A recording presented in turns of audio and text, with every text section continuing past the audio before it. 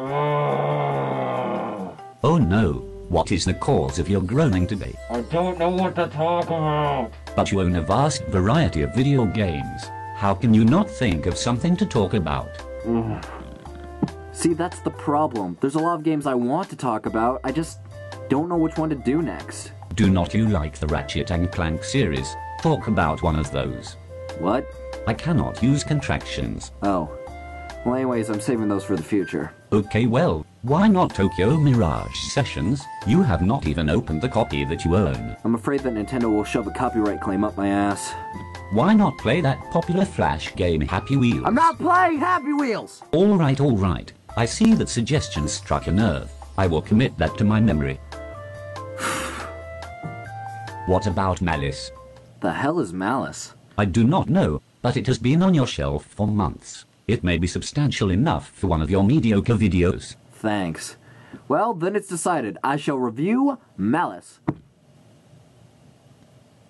You do realize you have to stand up to get started. Yeah, I know. I'm getting to that. You did not write an ending to this skit, did you? Scripting is hard, okay? That is amazing. One funky suit.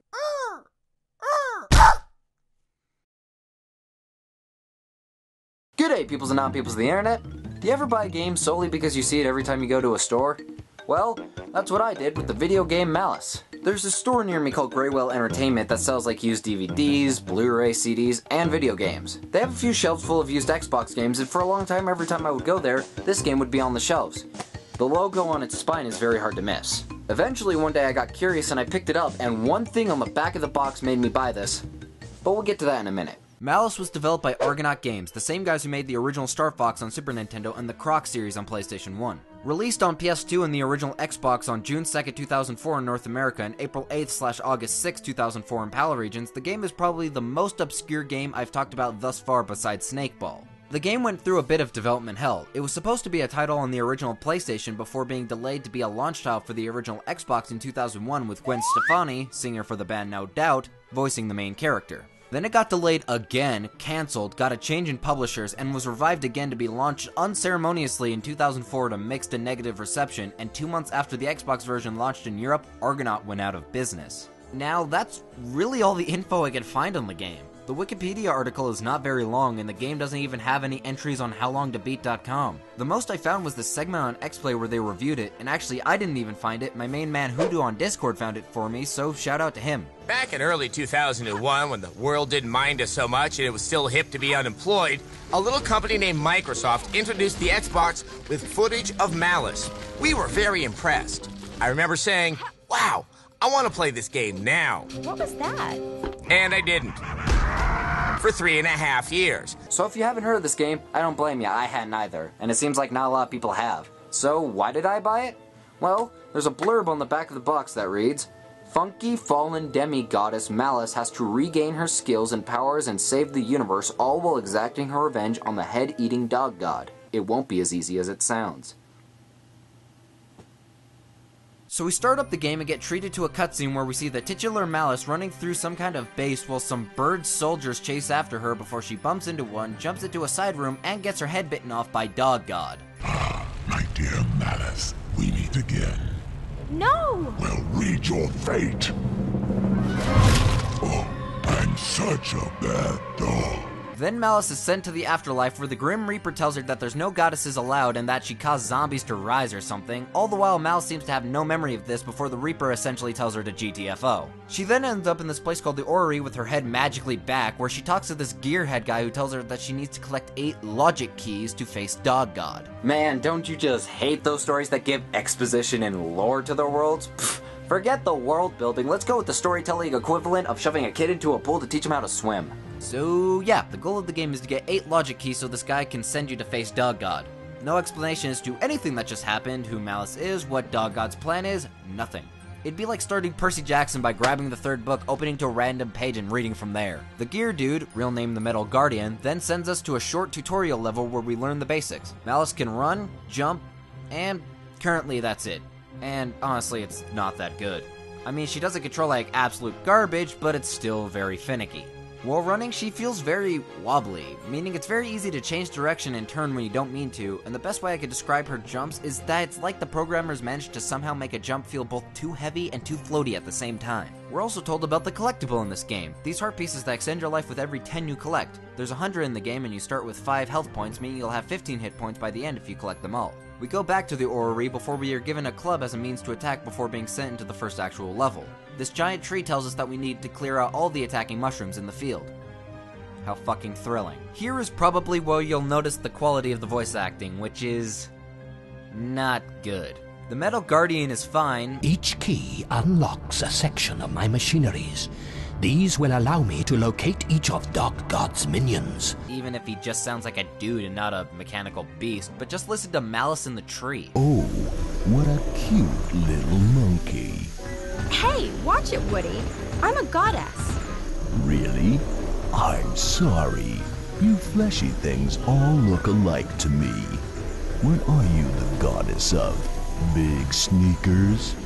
I'm the goddess of kicking monstrous butt is what. They sound so uninterested in everything they're saying. And apparently during development, the team working on the game ditched the plan to have Gwen Stefani voice Malice, so they got some random chick to voice her, and honestly, I can't tell the difference. You're observant. I like that in a metal dude. This is the orrery, right? Shut up and fly. Ugh, if only this still worked, we'd be out of here. Come on, let's go. The place is swarming. Malice doesn't have too much in the ways of attacking, just a simple swing and a heavy attack. The swing can be done in quick succession, which I didn't know at this point, so I got hit a lot, and the heavy attack is just completely useless because it takes too long to complete the animation, so I always got hit when trying to use it. Afterwards, we were given the ability to glide, which makes Malice point her bust to the sky, and...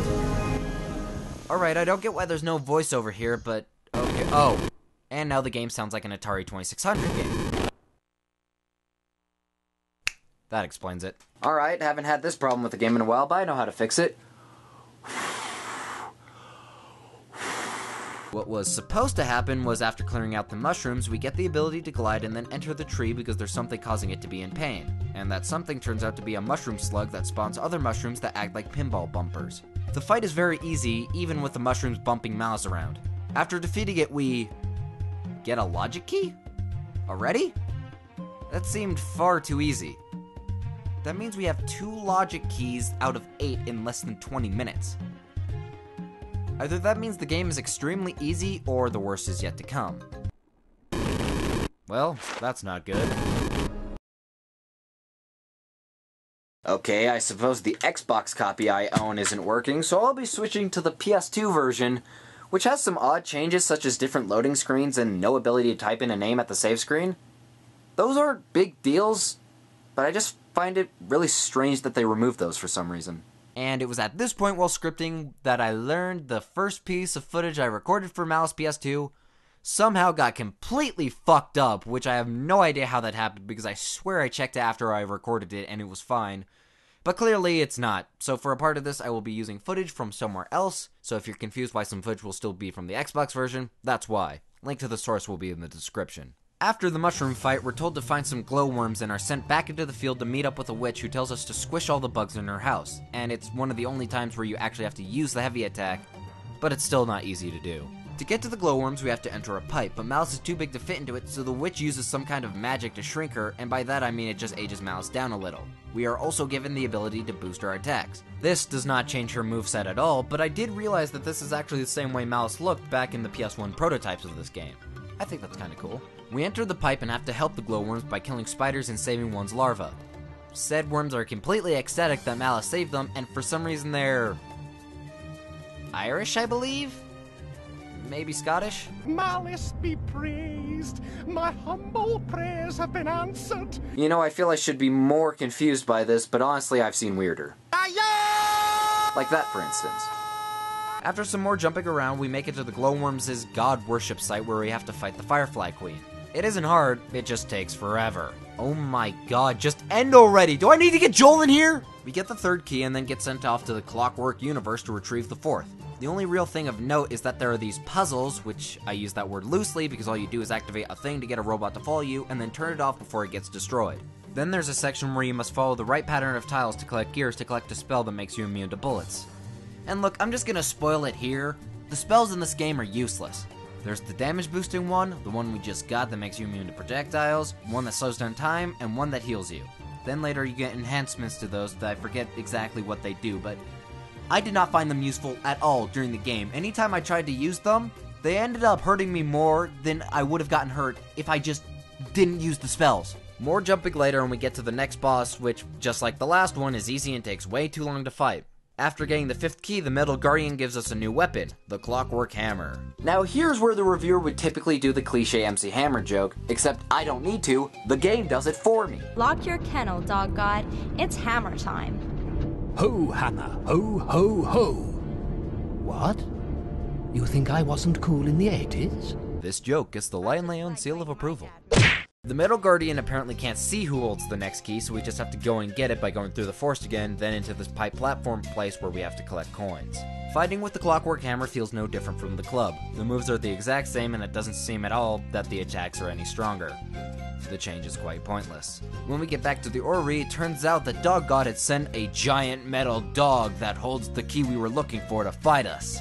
Ooh, the safe space has been invaded. Beat that, put that, warp that. The next level has us help out the bird resistance who, like the glowworms, just love Malice, so we run through the crow's base collecting key cards and fighting metal birds while saving the Wait a goddamn minute! Red-haired protagonist. World that mixes nature with machinery. A god that wants to destroy the world. Fighting robot animals. Oh my god, Horizon is a Malice remake! Eventually, Malice gets captured and we have to escape this quote-unquote stealth segment that is so pointless and it feels so shoehorned in. Like the developers saw that Sly Cooper and Metal Gear Solid were popular and just decided, sure, put this in. Should I even comment on the boss? It spawns zombies, but it's no harder than the previous ones.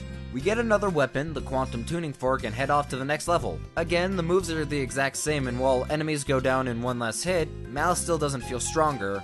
Rather, it feels like the enemies were coded to have one less health point from the point where you get the fork onwards. As for the level itself, good fucking lord! You know how earlier I said Malice didn't control like absolute garbage? Well, I take that back because this level shows me she controls like absolute trash because the platform is so hard! Enemy placement is awful and unfair. With their projectiles that will track both you and your family down, the level design is complete chaos and awful, and God, just look at this! It's uglier than my own face! It's just rocks, lava, and this red smoke is everywhere. It's like fucking Silent Hill, except it doesn't scare me, it makes my eyes bleed. How the hell did the developers think this was— buddy, you're clearly upset and getting ranty, so why don't you let me take over for a minute while you, stop that. Fine. Go ahead. My very first impression of such an environment is that it certainly looks like somebody's hit this place with a planet buster as of late. Judging from the very heavy air pollution, as you've pointed out, you wouldn't last more than a few minutes here realistically, unless you were some form of immortal or at the very least immune to whatever dangerous chemicals are floating around in this hellhole. Wait, where is this game set again? No clue. I assume Earth because several of the levels have Earth in the name. Oh, okay, well, I'm taking points off for that too. If their technology level isn't that high, then you have no chance of taking in the view from the safety of a small probe ship.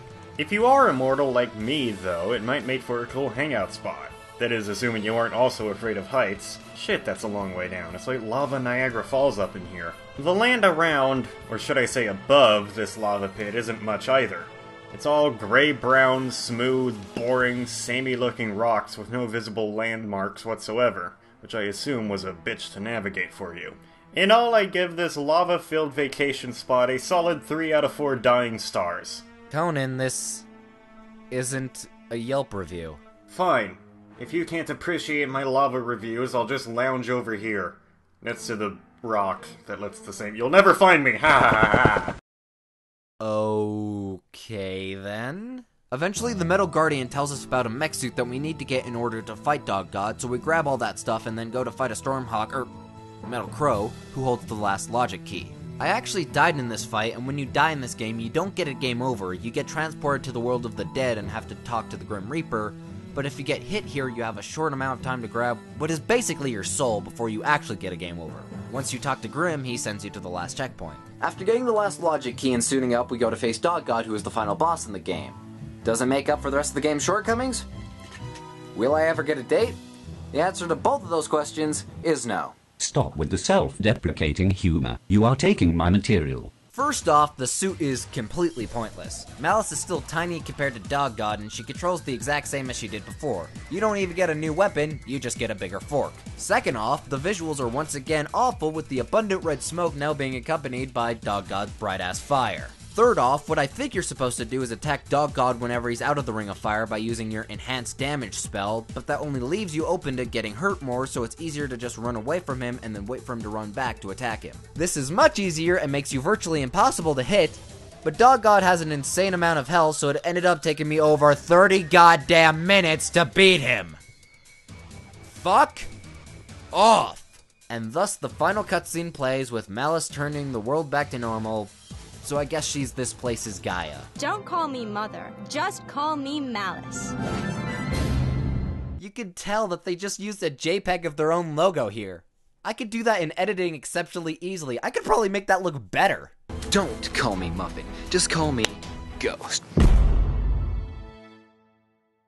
Once you beat the game, the credits don't roll. You have to start them manually, and then scroll through them. After that, what is there to do? Well, you could restart the game to get all the heart pieces because you can't replay levels. Always be sure to collect all that you want. You'll not be able to go back for any you miss. Or you could play the minigame they have across 4 different maps collecting a bunch of coins. Except don't, because it's boring. So, that was Malice. Ugh, that was not good. The gameplay is lackluster and unsatisfying, the controls are wonky as hell, the characters are as basic as cardboard, the bosses were dull, the worlds were boring with terrible level design, the music is forgettable, the story is pointless, the writing is poor, the humor is worse, there's just not a single good thing about the game. Malice herself is one of the most boring protagonists I have ever played as. The way she talks is like if you tried giving the snarky comments of Nathan Drake with the inflection of Bill Stein. Seems more thought was put into her design than her actual personality. And the story and world are just all over the place. What is this world? Who are these people? How did Malice get to where she was in the beginning? How does she know Dog God? What is her history with the Reaper? Where did the zombies come in? How did any of this get here? It's one thing to not explain parts of your world, but this takes it to a whole new level. The world feels so lazily thrown together, like a bunch of shit was just thrown into a blender. The whole game is just about defeating the evil bad guy, but we're not given any reason to care about these people or the land they live in other than, they're good, he's bad. That's not strong enough to keep people engaged. There needs to be more. It's not even just a black and white story, as that could be done well. Having obvious good and obvious bad isn't a bad thing, but this is just hoping you get through based on the mere concepts of good and bad. There's no motivation given for Dog God to do whatever the fuck he's trying to do, and Malice doesn't really seem to care what happens to the world either way, but we're just supposed to go along with it because we're told Dog God is bad and Malice helps some people in need whilst carrying out her own desires. Show me why a character would want to save the world or destroy it. Show me why the people are worth saving. Show me why this world matters. There's absolutely no cohesion or care put into any of these elements, or the entire game for that matter. Not a single part makes sense, not a single part is fun or engaging, it's just bad. I can see now why the game is never brought up. There's nothing special about it. It's just your run-of-the-mill, bad platformer.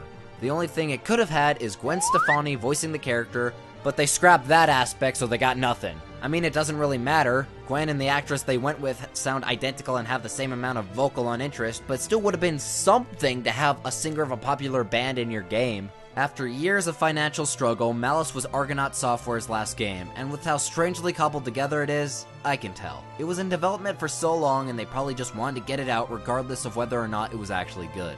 Don't play this game. There's literally nothing to get out of it. It's not even so bad that you can laugh at it. It's just boring and bland and irritating to play, and in my opinion, that's worse than just being bad. Good day, peoples and non-peoples of the internet. I'm Ghost Ion. Thank you for watching, and don't forget to stay fabulous. Roll the outro!